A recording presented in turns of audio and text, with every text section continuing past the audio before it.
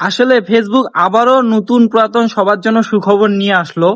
আসলে যে সুখবরটা নিয়ে আসলো, যে সর্বশেষ ফেসবুকের আপডেটে মানে নতুন পুরাতন সবার জন্য সুখবর। সেটা হইতেছে কি, আপডেটটা হইতেছে যাদের অনেক ধরনের সমস্যা ছিল পেজে, যারা পেজে মানে অনেক ধরনের সমস্যা, পলিসি ইস্যু, অনেক ধরনের ভাইলেশন। আসলে এই আপডেটে সবারে পলিসি ইস্যু সবকিছু চলে গেছে। কারণ কি জানেন, ফেসবুক সবাইকে ক্ষমা করে দিছে। আর এই ক্ষমাতে আপনারা সবাই জানি আগ্রহ হন। আর সবকিছু পলিসি ইস্যু সবকিছু চলে গেছে।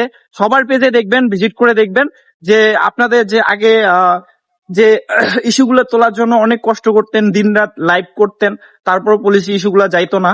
আর এই আপডেটে সবারই পলিসি ইস্যু সব চলে গেছে, কেননা ফেসবুক সবাইকে ক্ষমা করে দিছে এবং পলিসি ইস্যুগুলো তুলে নিছে। জানি সবাই ফেসবুকে কন্টেন্ট ক্রিয়েট করার জন্য আগ্রহী হয়, এর জন্য তুলে নিচ্ছে। আর আপনারা তো যারা জানেন না, এই ভিডিওতে জানতে পারলেন যে আপনাদের যে পলিসি ইস্যু গুলো ছিল সবগুলো ফেসবুক তুলে নিচ্ছে। আর এই জন্য আপনারা নিয়মিত ভিডিও আপলোড দেন, আর এরকম ভুল করবেন না যে আগে যেরকম অবশ্যই যেহেতু পলিসি ইস্যু ছিল যাদের, তাদের তো অবশ্যই কোনো ফ্ল্যাট কন্টেন্ট ছিল বা মানে এমন কিছু কন্টেন্ট ছিল যেটা কিনা ফেসবুক গাইডলাইনের বাইরে।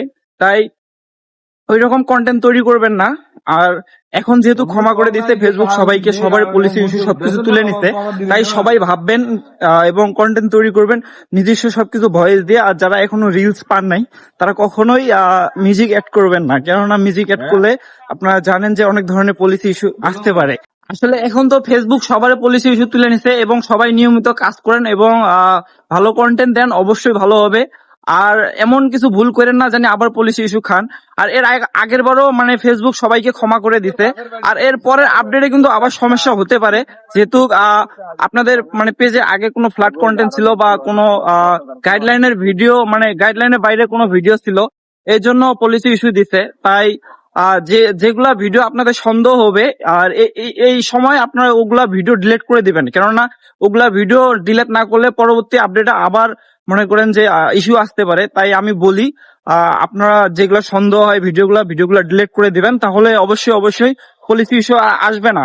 এখন যদি নিয়মিত ভালোভাবে কাজ করেন, কোনো গাইডলাইনের বাইরে না কাজ করেন ফেসবুকে, তাহলে মনে করেন যে আসবে না।